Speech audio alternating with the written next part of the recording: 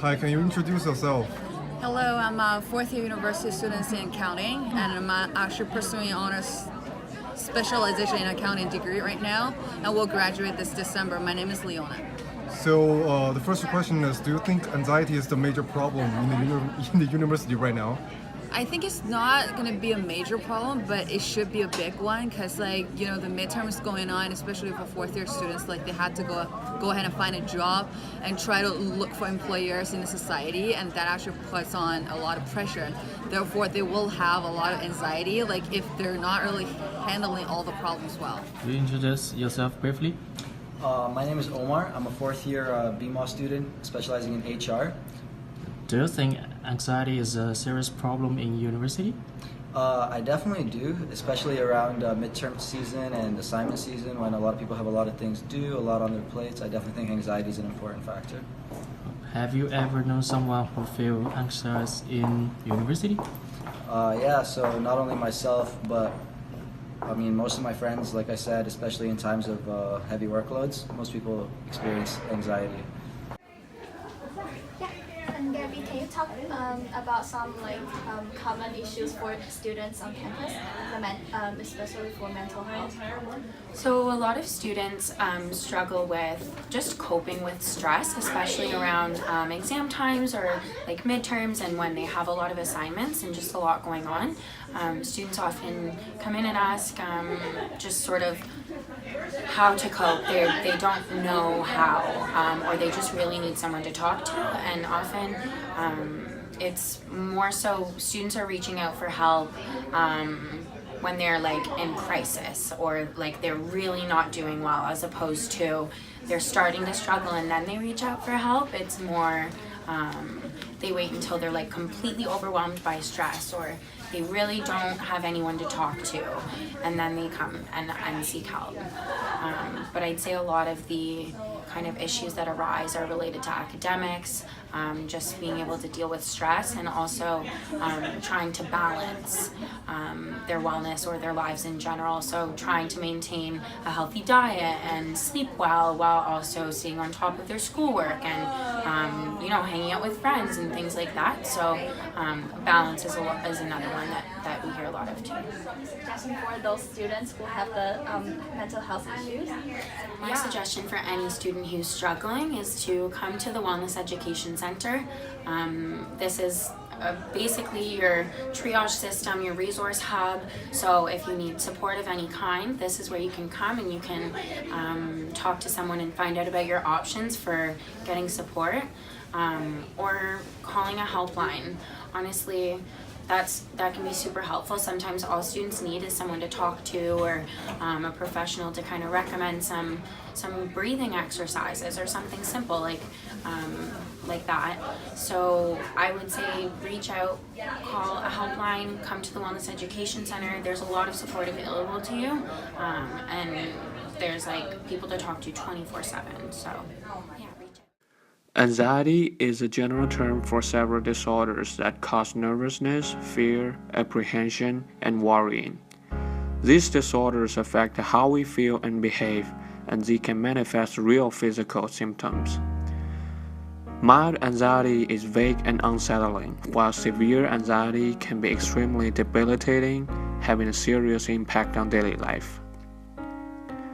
Anxiety is considered a problem when symptoms interfere with a person's ability to sleep or otherwise function.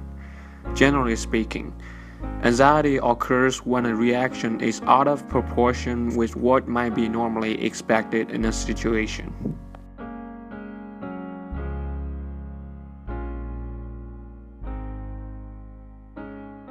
For students who are affected by anxiety, and let's find out what happens. How does the anxiety impact on our lives?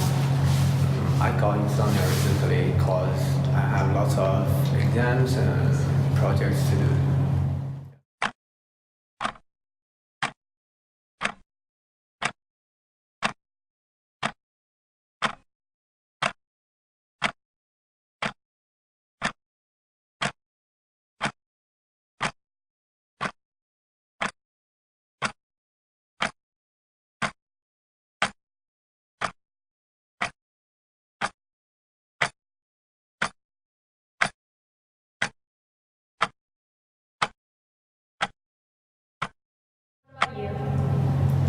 Sometimes I just cannot focus in class.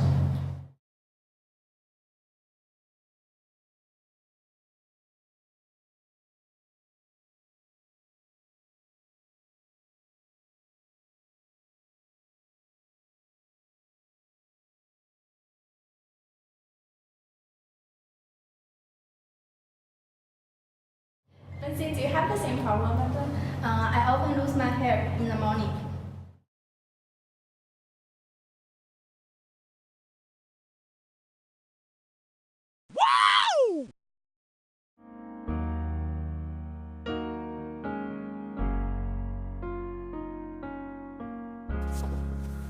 Anxiety changes the way you think, alters your hormone levels and how you process nutrients. It also changes your perception and awareness, amplify physical sensations, so that you notice physical sensations that someone without anxiety would never notice. For example, someone without anxiety may have a knee pain so mild that they don't even notice it. But a person with anxiety feels that knee pain severely because their mind has been altered to be hypersensitive to the way the body feels. Anxiety can also create all kinds of syndromes such as panic, fear, sleeping problems, irritating, and muscle tension.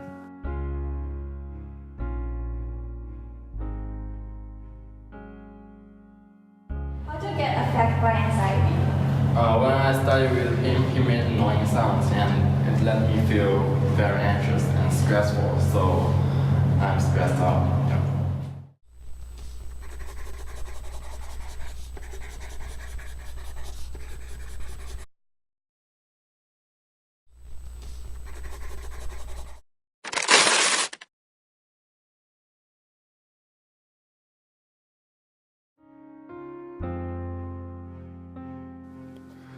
Emotions including anxiety can certainly be contagious. According to a study of 2014, a close friend living within a mile of you has a 25% greater chance of becoming happy themselves. On the flip side, researchers have found that college students obliged to share rooms with depressed classmates are at heightened risk of catching their thinking styles. And it's been shown that merely seeing someone acting stressed, even a stranger, can elevate your own levels of anxiety.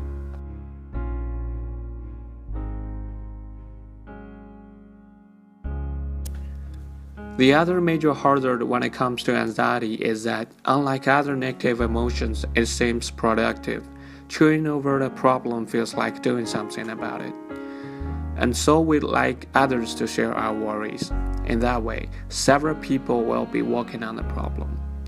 The hitch, of course, is that anxiety isn't really productive. Usually, it's a distraction and leads to lower quality of work.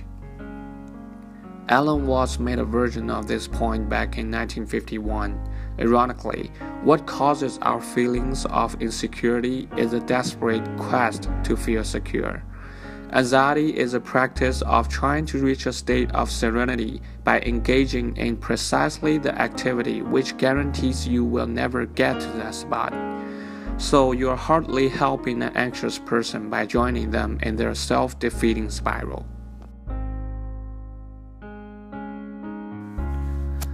Anxiety, the most common of all mental disorders, currently affects about 1 in 13 people in the world. The findings published in the journal Psychological Medicine shows that clinical anxiety and depression are serious health issues all around the world. Anxiety disorders were more commonly reported in Western societies than in non-Western societies, even those are currently experiencing conflict. Clinical anxiety affects around 10% of people in North America, Western Europe, and Australia, compared to about 8% in Middle East and 6% in Asia. A research paper on recognizing, reducing, and coping with anxiety discusses specifically on preventing test anxiety, which is one of the most common anxiety arising campus. According to this paper, several precautionary measures can be used dealing with test anxiety, including keep a high motivation level, be self-confident, and always be prepared both physically and mentally. Another solution for anxiety is called computerized cognitive behavior therapy, which is a more generalized and practical solution.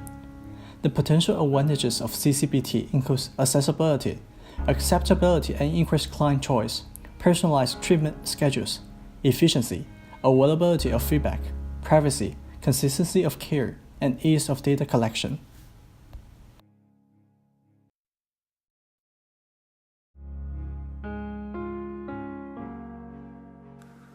For helping people who are anxious and stressful, a simple compliment can alleviate the anxiety. Communication is also important because it doesn't let them feel getting isolated. But excessive concern will force more pressure on those people.